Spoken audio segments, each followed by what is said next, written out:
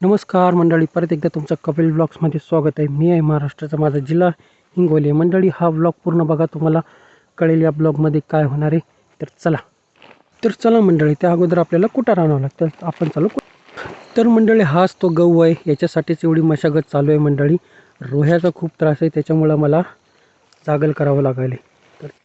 तर मंडळी, हे आपले शिळ्याचं कुटार आहे आणि हे आपण आपली शेकोटी करायसाठी घेऊन चाललो.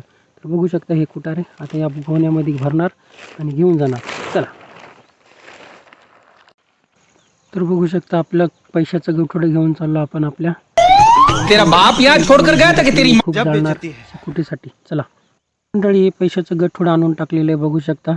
आणि अजून एक काम आहे आपल्याला, त्या पैशाला जाळायसाठी अजून लाकडं लागतात. तर चला. बघू शकता, ही लाकडं मी काढले आणि आता हे मला तिकडं घेऊन जाणार आहे मी पैसे जाळायसाठी. तर चला.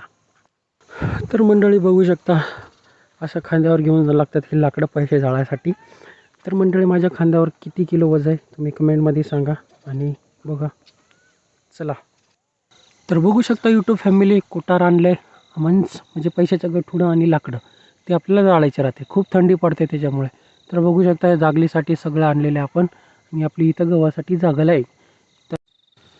तर मंडळी, बघू शकता, आपण आलो आहे जागलीवर आणि त्याच्यासोबत आपल्या दोन कुत्र्या म्हणजे शेतकऱ्याचा एक साथीच. तर मंडळी, बघू शकता, गेल्या शेतात पहिले एक राऊंड जागलीचा म्हणजे शेतात एक राऊंड मारणं लागते कुत्र्यांना घेऊन.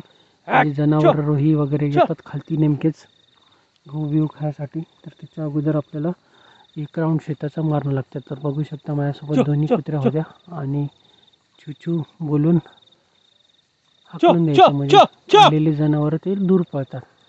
तर हा ब्लॉग कसा वाटला नक्की कमेंटमध्ये सांगा. चला, भेटू पुढच्या ब्लॉगमध्ये. धन्यवाद.